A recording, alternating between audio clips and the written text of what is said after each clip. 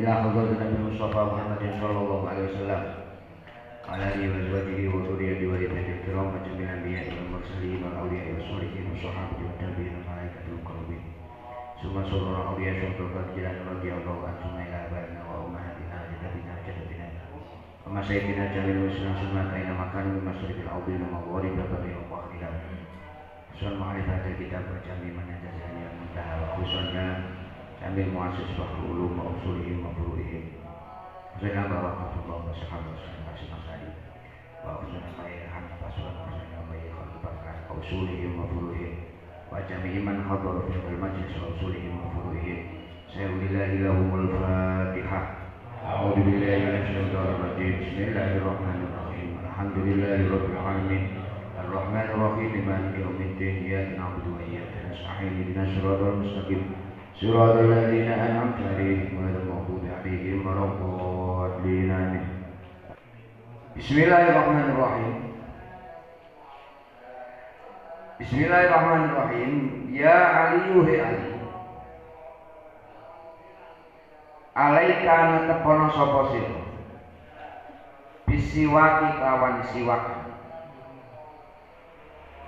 fafihi mongko iku ing dalem siwak arbaatun utawi papat wa isruna lan 20 apane fadilatan keutamaan fikdini ing dalem agama wal badani lan dunya. Kanjeng Nabi dawuh, "Hei Ali, pakailah siwak. Karena sesungguhnya siwak itu mempunyai banyak keutamaan.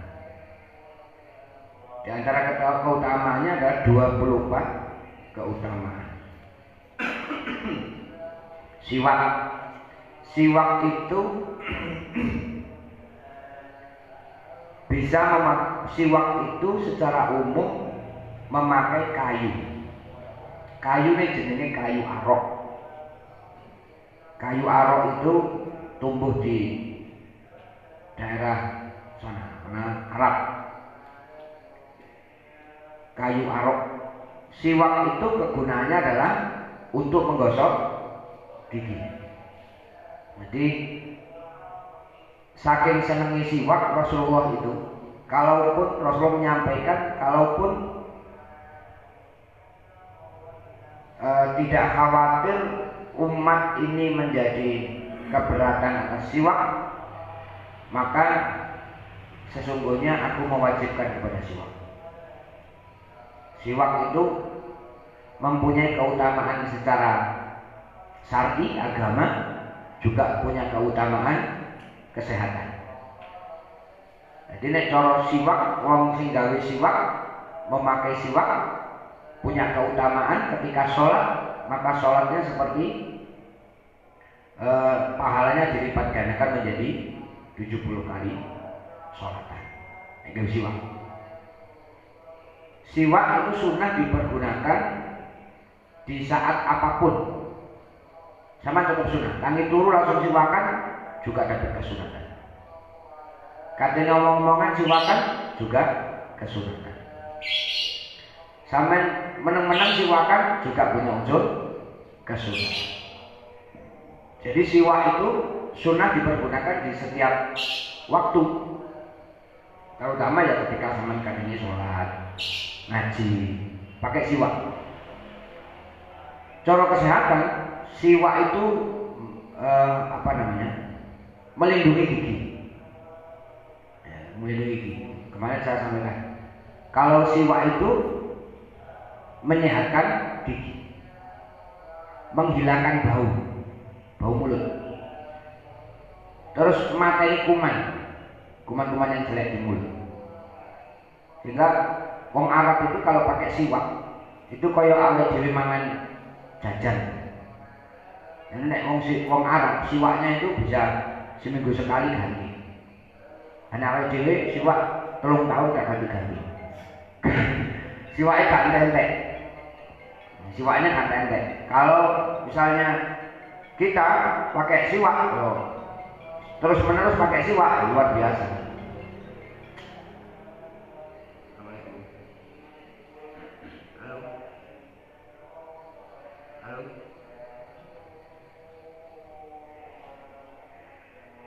Maka siwak itu sunnah diperintahkan, diperintah Nabi Rasulullah. Kalau misalnya sampean seneng pakai siwak, itu gigi itu terlalu kelihatan bersih. Lalu pemane terutama orang sing perokok itu. Perokok itu kalau pakai siwak cepat giginya bersih. Maka siwak itu secara agama juga punya keuntungan pahala yang berlipat ganda ketika kita memakai siwak. Segala sesuatu yang dilakukan oleh Rasulullah itu jadi sebuah kesunatan.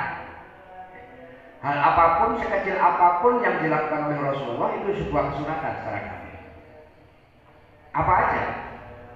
Masa termasuk gawe suri, sisir, itu ya sunnah. Seperti yang dilakukan oleh Rasulullah. Tapi akan menjadi sunnah ketika sampai tahu bahwa itu adalah kesunatan.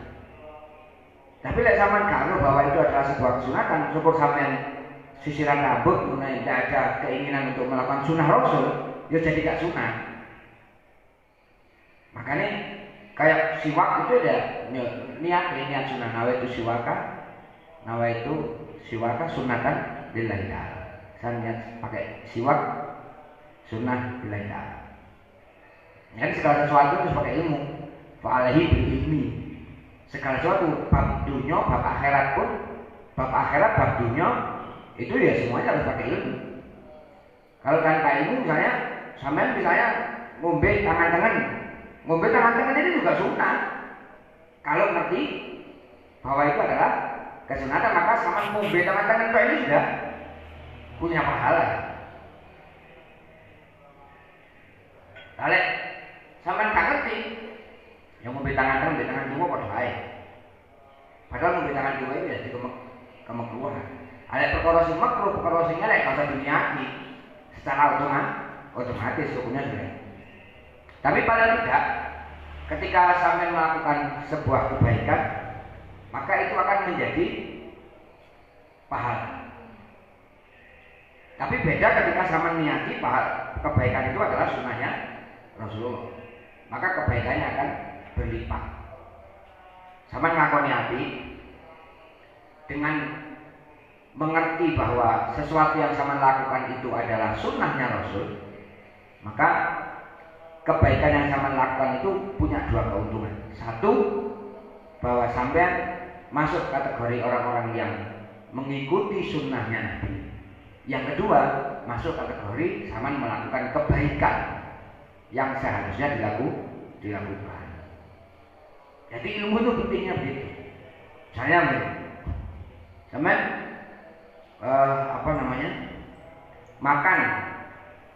makan itu kan sunahnya baca bismillah, maca dungane makan.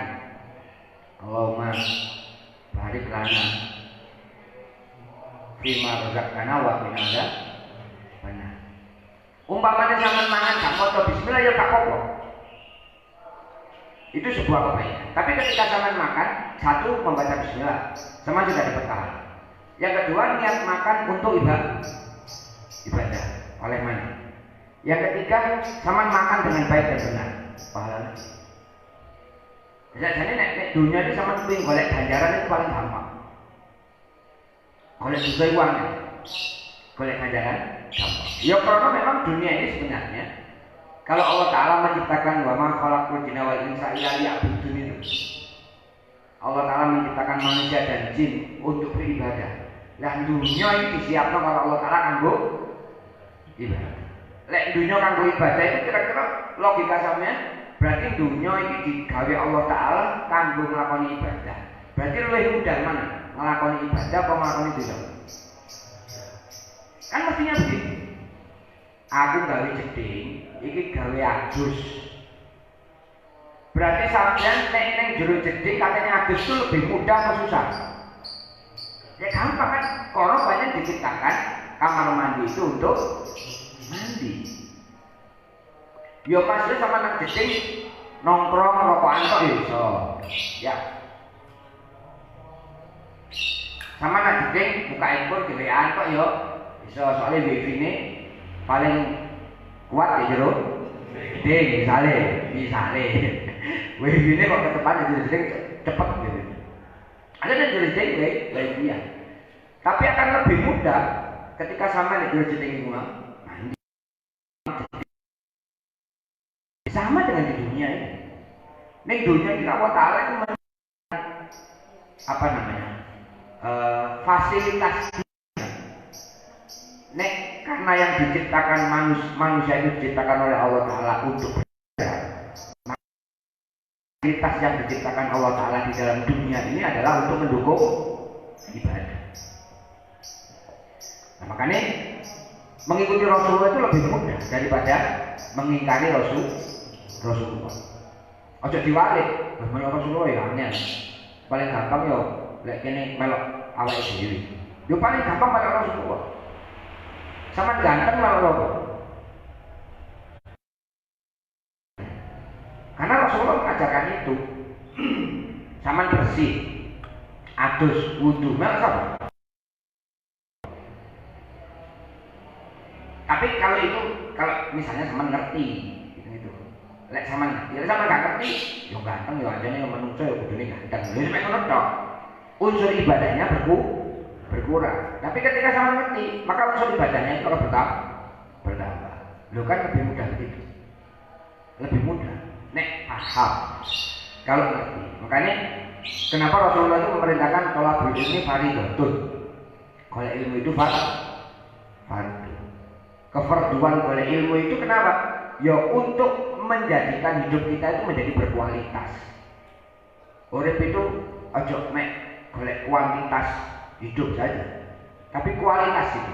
Sama duwe dunya ojo mek gawe ngakehno dunya to.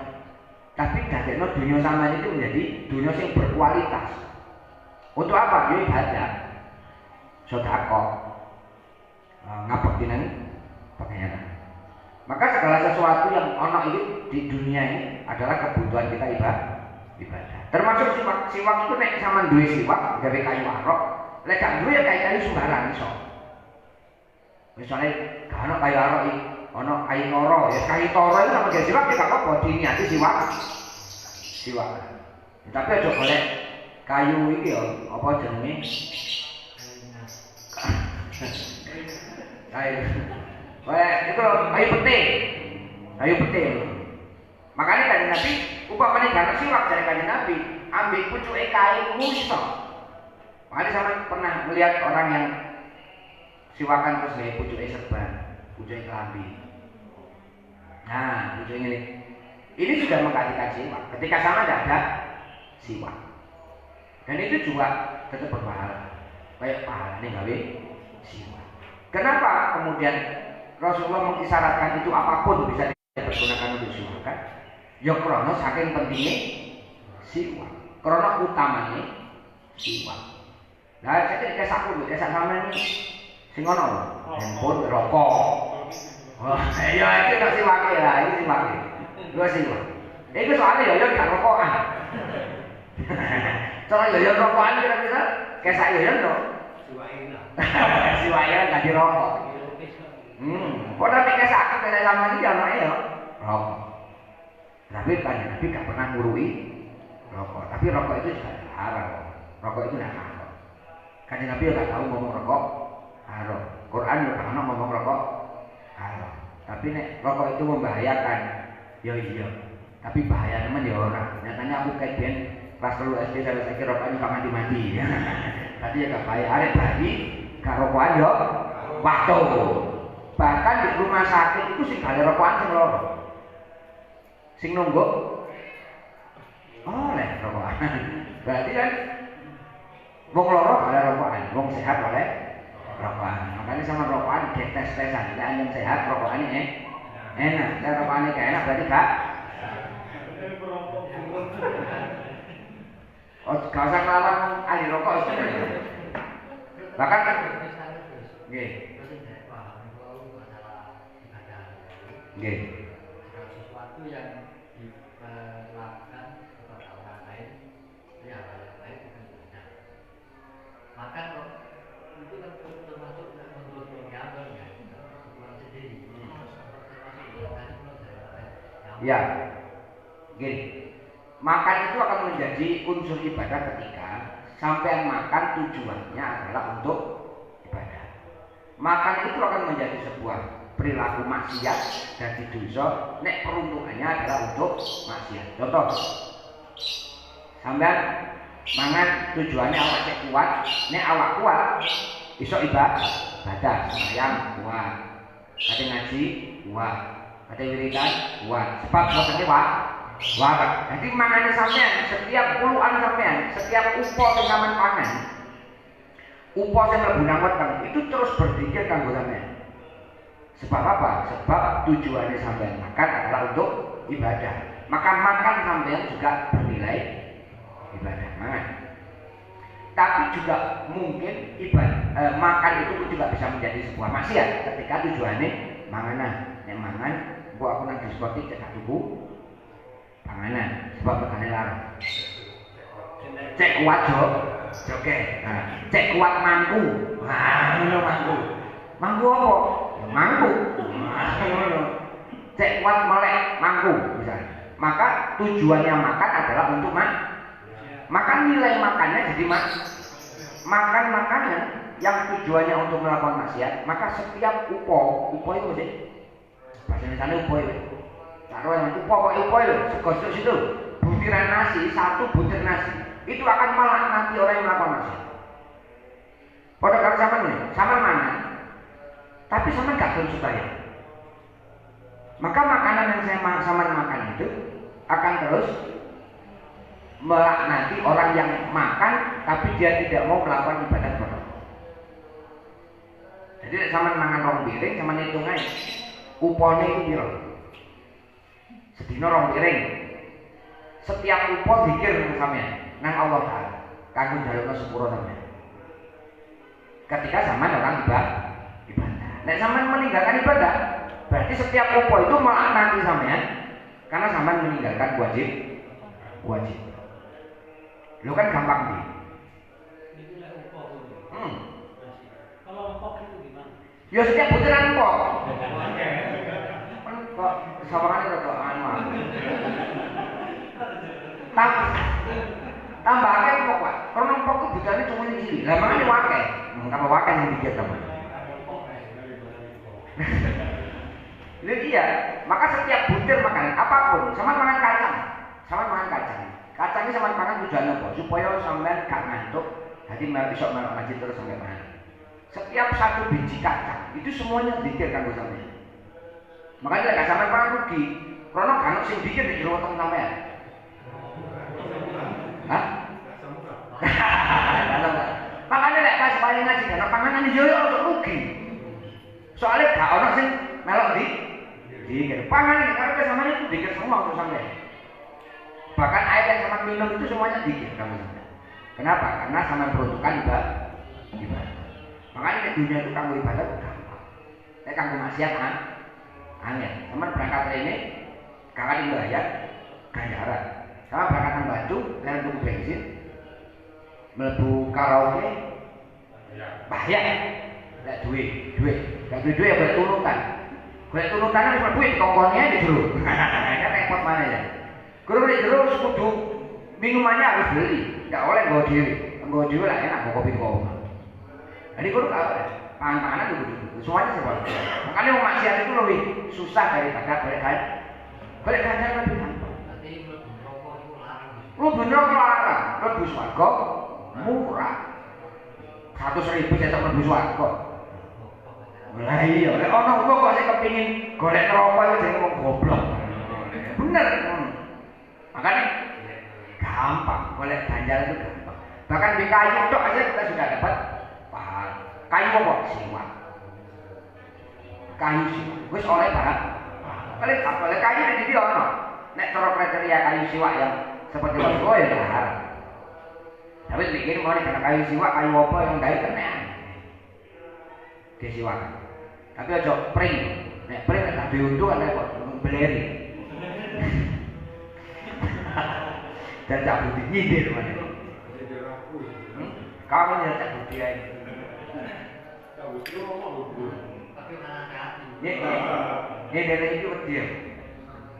Nah itu sih. Jadi keuntungan secara agama ada, keuntungan secara dunia juga ada.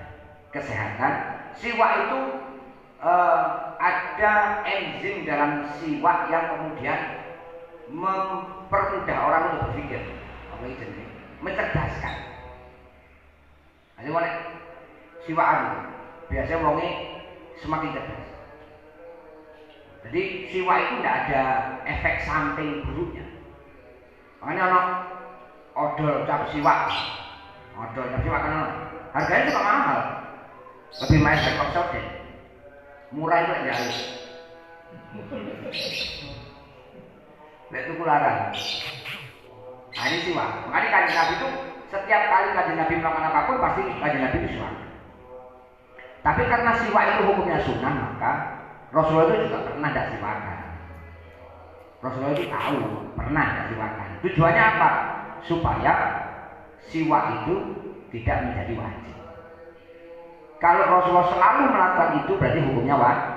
Hadis itu kan ada hadis ucapan, ada hadis tindakan, ada apa? Qauli, ada fi'li, ada apa jenis? Qauli, fi'li, sama satu lagi apa? Hah? Bukan. Qauli, fi'li.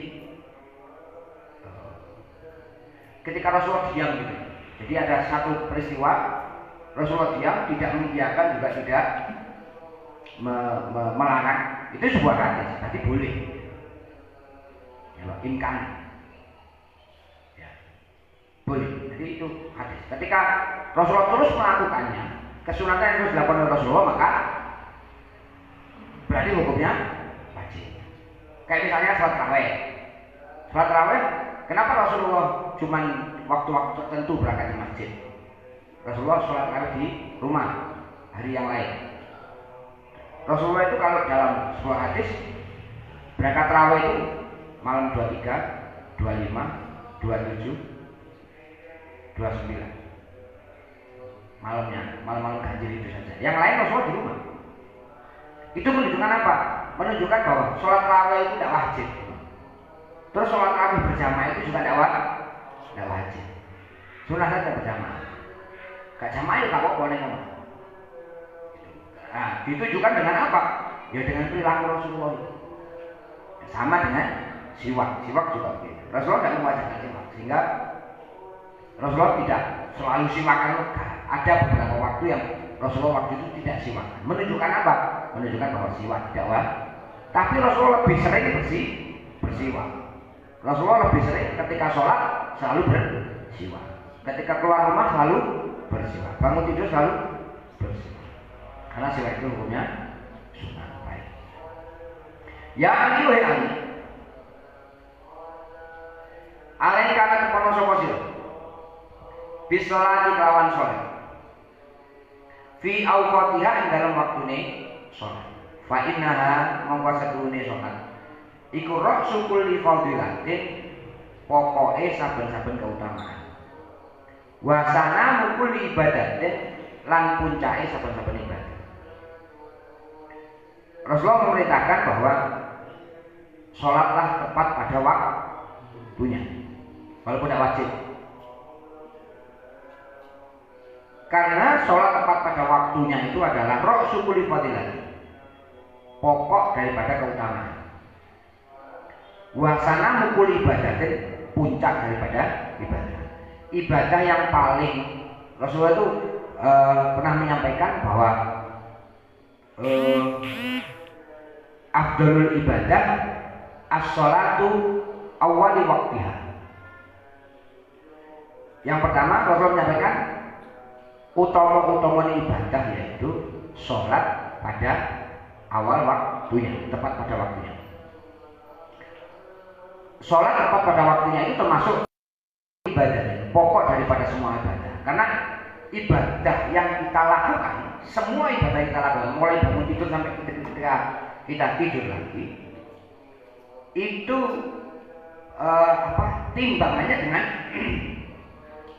timbangan apa jenis neracanya itu dibandingkan dengan sholat. Makanya kemarin saya sampaikan bahwa awalu yauma yuhasabu yaumal qiyamah sholat. Nanti yang pertama kali dihisab oleh Allah Ta'ala di hari kiamat itu adalah sholatnya.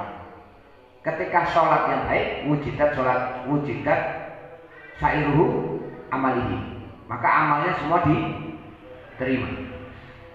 Ketika sholatnya baik, dan sholat yang paling baik itu adalah awali waktu, ya, di awal waktunya. Nah, ketika sholat itu tidak wujidat sholatu naqisotan, kalau sholatnya itu tidak baik, kurang, kadang sholat kadang enggak, seminggu sholat 2 bulan enggak, sedino sholat 2 minggu baik, enggak sholat, maka ruddat sairu amalihi, semua amal ibadahnya ditolak oleh Allah. Makanya barometer ibadah kita itu di sholat. Makanya sama nun sewu nek sing gurung duwe bojo kaya bojo, golek sing utamane barometernya adalah sholat. Nek sampean duwe bojo sampean niku aktif di sholat, insyaallah bojo sampean sholihah. Nek bojo sampean milih ayu tok tapi gak sholat, ya barangkali bojone sampean iki gak sholihah.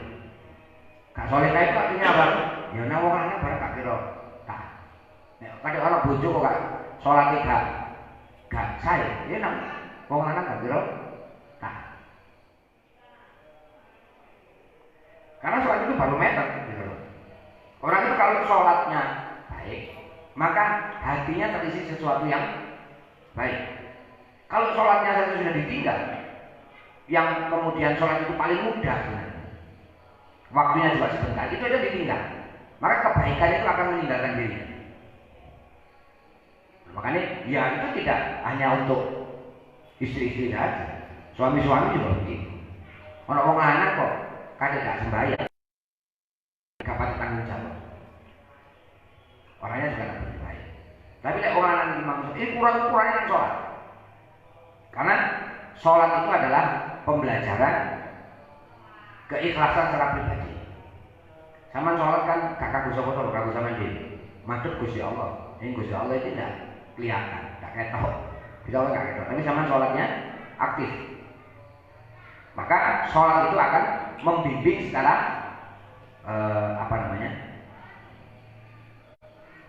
pribadi seorang masing-masing.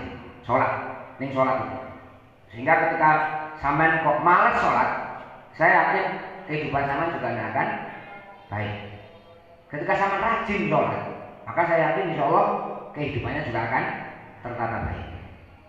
Ya tepat sholat. Makanya Kanjeng Nabi mengatakan tadi itu, sholat itu adalah puncak daripada ibadah. Sampeyan nglakoni apa ya, poso, wiridan, sedekah, dadi wong yo apik kuwi kan. Tapi sampeyan ndak sholat, maka segala sesuatu itu kayak sampeyan bakal kecelik. Wis wong iki sing penting iku apik wong. Masalah sholat itu buri-buri, sing penting apik. Yo kecelik sampeyan. Nanti suatu hari pasti kecelik. Kecelik itu sih. Bahasa Indonesia kecelik itu. Ketipu.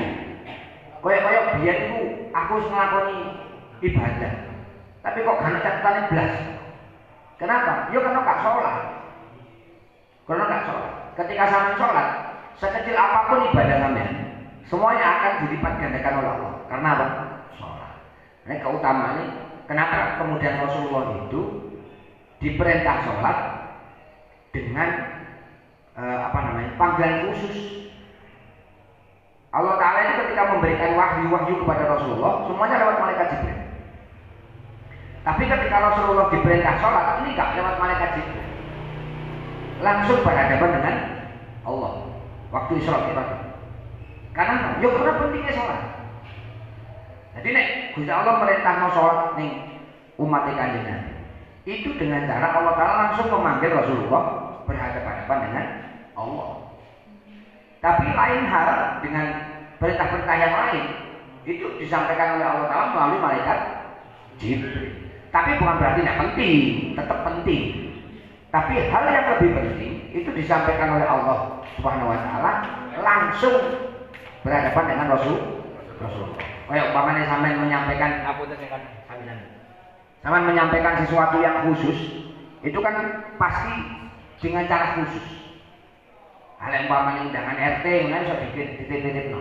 Tapi lek kira-kira undangan mantenan yang sakral, ya sama kayak diri. Kenapa? Karena penting.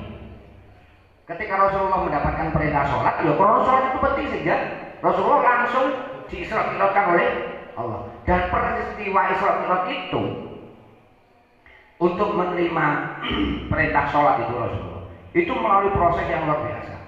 Dibelek dicek dodone, dibersihkan dari hawa nafsunya, kemudian diperjalankan oleh Allah Ta'ala toko Masjidil Haram ke Masjidil Aqsa dengan kendaraan yang khusus, waktunya khusus, bertemu dengan Allah Ta'ala ya khusus, tidak ada yang lain kecuali Allah dan Rasulullah. Mereka Jibril tidak saya lah, tidak semelo, hanya ketemu Allah dengan Rasulullah. Perintah utamanya adalah sholat. Makanya sholat itu rasul ibadah. Pokok daripada ibadah-ibadah kita adalah sholat. Gitu. Kalau kita melakukan sholat itu bagikan ketika kita ketemu atau dipanggil orang yang memberikan keuntungan kepada kita. Nah, mana dijeluk ada yang terima bayaran itu kira-kira langsung budal apa meniai? Langsung melayu. Gak ada terima bayaran saya ini kabeh dikongkon melumpuk. Nek kongkok bayarannya dilongi. Ngono kira-kira sampean milih kok apa milih saiki? Yes, jelas mulai saiki ngaji prehisik gitu kok bayaran kan. Sesuatu yang lain itu seakan-akan tidak jadi penting. Karena apa? Ada sesuatu yang lebih penting. Sholat itu juga begitu. Hal lain selain sholat itu tidak penting sebenarnya. Yang paling penting itu adalah sholat. Karena barometer segala sesuatunya itu di sholat. Pernah ada seseorang santri takut nang Mbah Hamid. Mbah Hamid, terus beri caranya supaya kalau ini kita jadi lancar. Sembahyang subuh jamaah. Sembahyang subuh jamaah. Sembahyang subuh jamaah itu gak tepat waktu sholat. Nah iso. Ketinggalan 5 menit ya telat jamaah. Bahkan itu mengatakan, nek sembahyang subuhmu jamaah petang puluh dino. Aku mesti rezekine lancar. Lek kakek rezekimu gak lancar, senen ono aku. Lho ngono wae kami tangguh. Jawab ini, senen ono aku.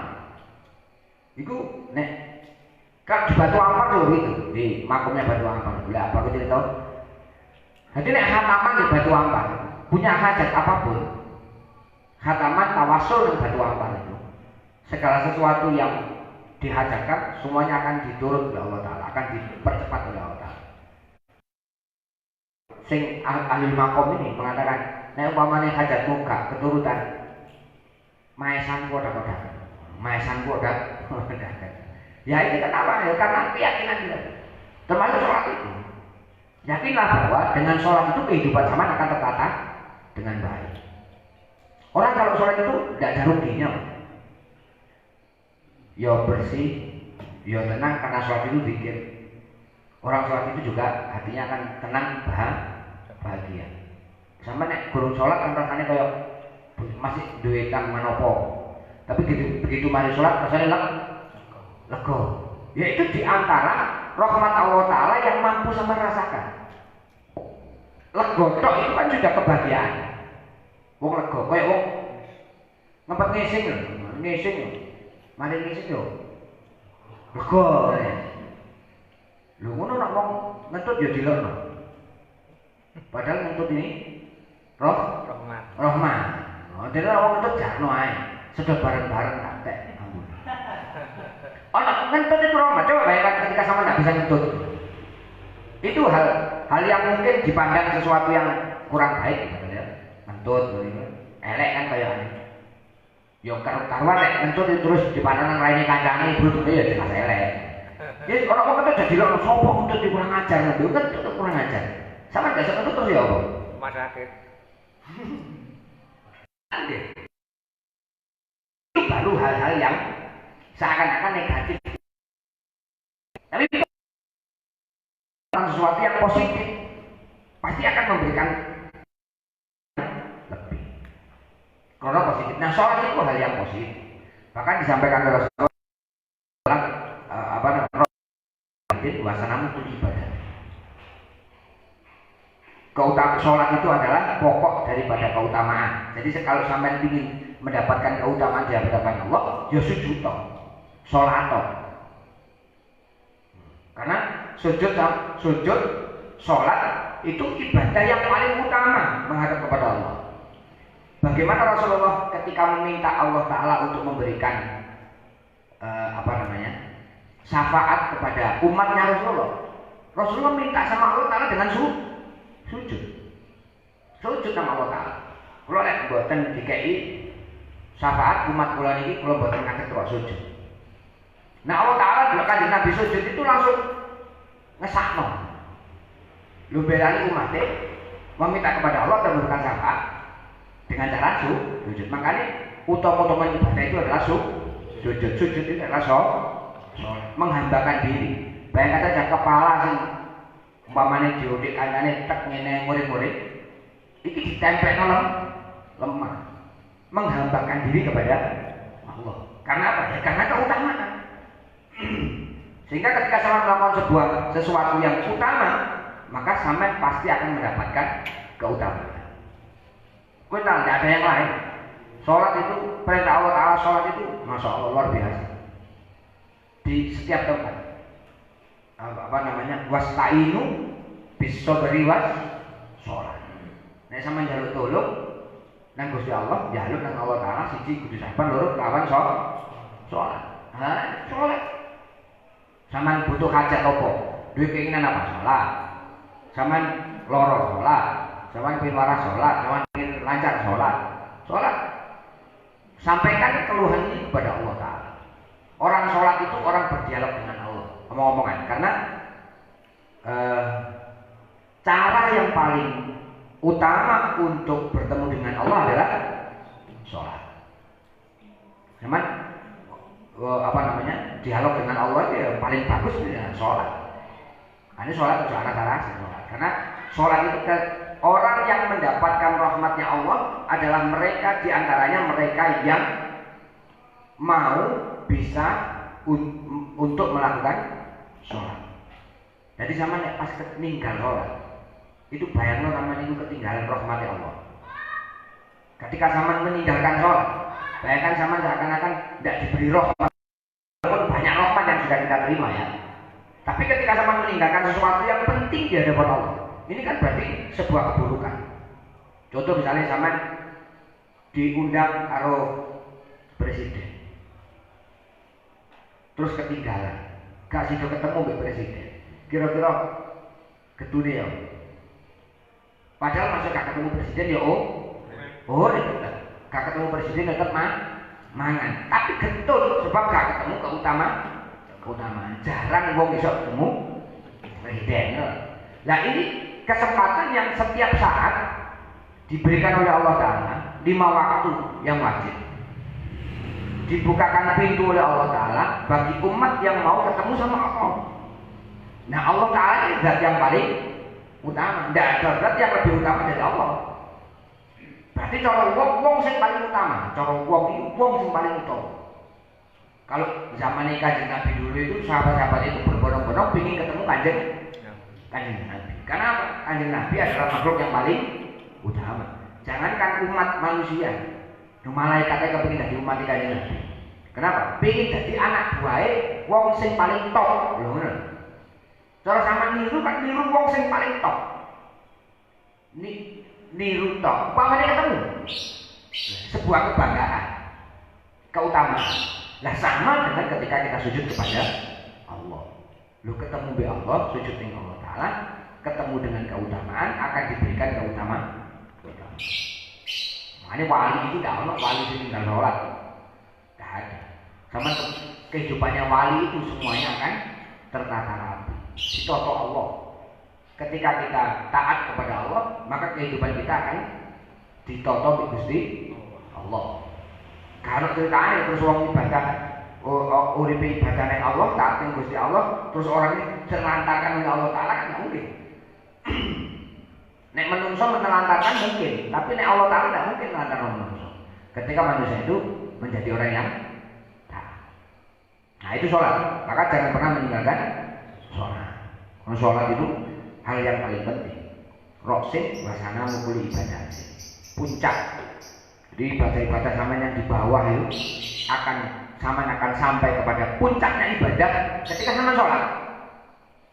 Liane sholat itu gurung puncak itu masih kaki cara gunung, kaki gunung bukit. Nah, puncaknya gunung itu di mana ya? Pucuke gunung. Nah, pucuk gunungnya adalah sholat. Bagaimana ketika sampean mau menuju puncak terus sampai di puncak itu kan ada kebahagiaan, ada kebahagiaan. Ketika sampean masih di lereng gunung rasanya belum sampai di tujuan. Nah, tujuan hidup kita ya sholat itu. Ya, karena Allah Ta'ala itu memerintahkan menciptakan manusia dan jin untuk ibadah. Ibadah yang paling utama adalah sholat. Cara duwe akeh ngono tuku klambi ya sing paling apik, ya kan sing paling apik. Cara duwe omah ya sing paling apik. Cara motor ya sing paling apik. Keutamaan ibadah kita yang paling utama adalah sholat. Ketika sholat sampean baik, maka ibadah-ibadah sampean yang lain ini akan tertata rapi. Nah, sampean sholatnya wis gak rapi, maka aku gak yakin wong sing gak sholat itu kira-kira poso kok gak? Ya misal kira-kira ya gak poso, sholat gak kok poso gitu kan. Tapi nek wong sholat insyaallah ya kok katut posoe wae. Ketika sampean berada di puncak, maka segala sesuatu yang di bawah itu akan ikut serta. Ketika sampean proses di bawah, yang atas itu ya golong terjangkau. Ya sama dengan begitu ketika sampean sholat, maka segala sesuatu selain sholat itu akan ikut serta. Katut dengan sendirinya. Makanya sampean ingin mendapatkan keutamaan-keutamaan yang lain, jangan pernah tinggalkan sholat. Karena sholat itu yang paling penting. Sampean dulingan di isor, tidak penting. Sing di atas sama tinggalkan, dia tidak dapat apa-apa. Tapi lek sampean menuju ke atas, maka yang di bawah ini pasti akan mengikuti. Dan sholat itu begitu. Jadi jangan pernah meninggalkan sholat. Sholat itu penting banget. Orang itu akan diakui oleh Allah Ta'ala sebagai hamba ketika dia mau sujud. Dan bentuk pengakuan hamba kepada Allah itu dengan sujud. Sehingga ketika orang meninggalkan sujud, itu berarti hilang pengakuannya. Nah, ini kenapa? Inna sholati wa nusuki wa mahyaya wa mamati. Sholat dewe, nusuk ibadah yang lain dewe. Inna sholati, sholatku, ibadahku, nusuk itu ibadah. Wa mahyaya hidupku, wa mamati lan matiku, ini kan beda-beda semua. Sholat dewe dari ibadah yang lain. Kenapa? Karena puncaknya fadilah, keutamaan daripada ibadah adalah sholat. Apa gak langsung inna nusuki ngono. Tapi ada sholat, inna sholati wa nusuki. Karena sholat itu keutamaan daripada ibadah. Sholati wa nusuki mahyaya wa mati lillah. Jadi urip ning dunia itu tidak ada tujuan yang lain kecuali itu. Kecuali untuk Allah. Sholat kita, ibadah kita, mati kita, hidup kita untuk Allah.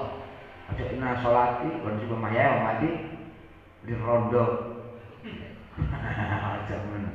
Jadi ya lillah. Kanggone Gusti Allah. Nah, sholat itu harus dia maya mati lillah.